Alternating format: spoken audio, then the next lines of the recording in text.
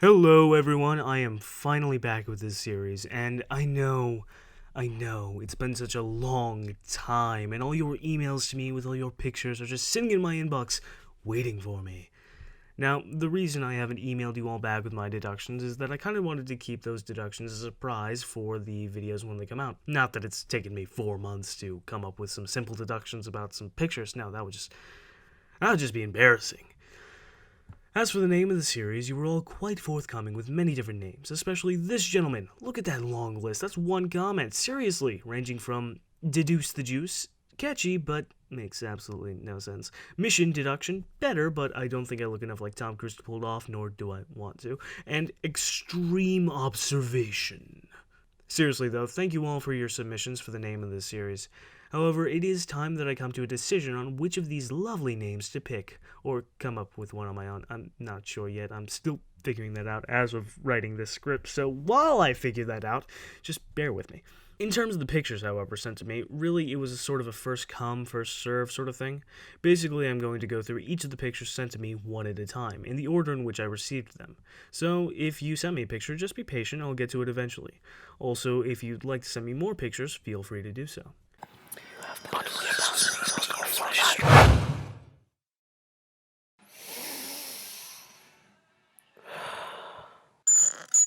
So our picture today comes from a viewer by the name Jordy Pring. A little bit easier of a name to pronounce than the last one. Sorry again about that, Deanna. So at this point, feel free to pause the video for as long as you need and make your deductions. Okay, so now that you've drawn your conclusions, I'll jump into mine. Firstly, it is pretty obvious that this person is male, given the name, the figure reflected in the monitor, and the general color scheme and decor of the room. However, I can't truly pass this off as a legitimate deduction, as his profile picture visible in the email gave it away, but you can still determine it from the picture. Anyway, moving on, based on the placement of the mouse, we are dealing with someone who is right-handed. Looking at the general organization of the desk and bookshelf and what we can see from his room in the reflection of the computer monitor, we can conclude that he is relatively organized, but not obsessively so. We can further see from his desk and bookshelves that he is a collector of various knickknacks, particularly for their aesthetic rather than the practical value. We can also conclude, based on the Mass Effect figure trophy on the left-hand side of his desk, as well as from the open PSP box, that he is a gamer. It is likely that he is a console gamer rather than a PC gamer, as his computer equipment doesn't seem to be what you would ideally want for playing video games with intense high graphics. The fact that he has a PSP indicates that he enjoys taking his games with him, showing that he particularly likes to pass the time by playing video games, specifically those available for consoles rather than phones, as most people do tend to play games on their phones to pass the time these days. Not to say that he doesn't do this as well, but that he particularly prefers the types of games available on consoles as opposed to phones. The figurines on the right side are that of the iconic Batman villains Joker and Harley Quinn. They are action figures, not trophies as the Mass Effect one is, but they were purchased for the display, not for being played with, thus they have been left in the box. Furthermore, they are different styles and likely different iterations of the characters themselves, and thus probably produced by separate companies and purchased separately as opposed to a package deal. What we can conclude about the subject from this is that he is a fan of comic books, or at the very least, comic-related media, with a likely affinity for the DC universe in particular, and a particular interest in Batman and his iconic villains. The fact that he has chosen to display the villains as opposed to the hero is possibly indicative of a slightly mischievous side. Not to say that he is a troublemaker, but likely has a less of a conventional mindset.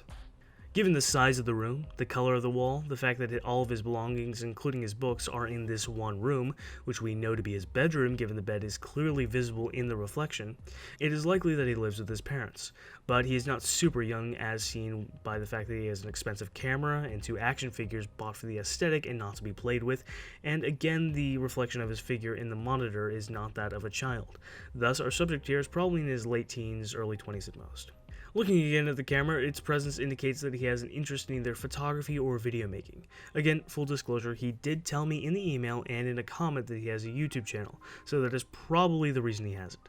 But given the simple presence of the camera itself, all we can conclude is an interest in one of these 2 fields.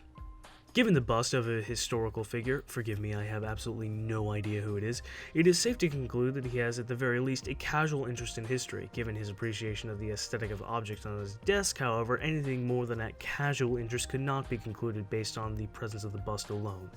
from the multiple decks of cards on his bookshelf, as well as how easily they can be accessed from a seated position at the desk, as well as his interest in deduction and by extension possibly mentalism, I conclude that he practices amateur card tricks. While I couldn't find a book on his shelf about how to perform card tricks, the fact that some of the cards themselves are strewn about the shelf as if he was trying something specific with a few cards and then carelessly put them back, possibly out of frustration, it seems likely to me that he is practicing card tricks.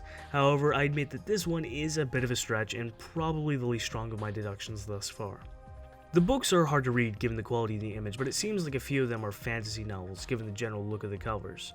Some of them might be video game manuals such as the one at the back, and from this, as well as his interest in Mass Effect, he is probably interested in sci-fi and possibly fantasy. The overall broad interest in entertainment, as well as his inclination to privacy, as seen by the fact that he likely watched that movie in his room on his computer, indicates that he probably has a tightly knit social group rather than being a social butterfly. Lastly, if you take a look at the water bottle for a moment.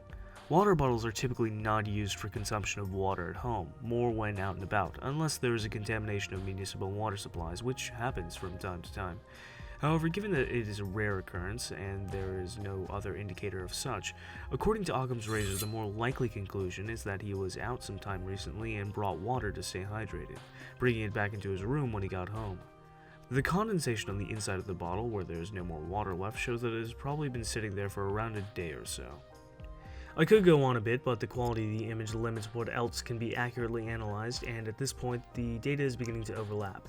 Thus, here are my final conclusions.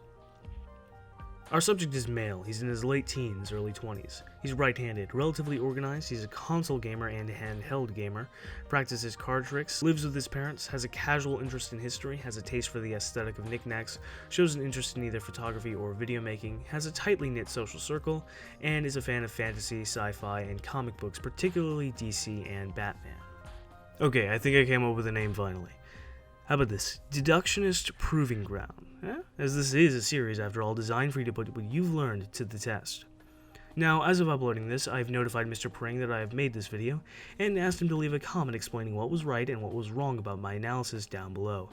As a YouTube creator, I have the power to pin a comment to the top of the comment section in one of my videos, so that is where you will find it. Thus, you will be able to see what I got wrong and what you got wrong. If you have a critique about how I got to my conclusions, or have something to add that I missed, leave it in the comments down below.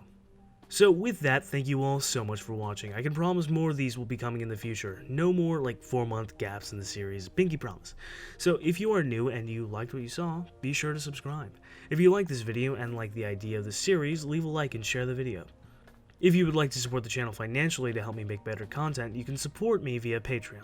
So that being said, all you aspiring detectives out there, arrivederci.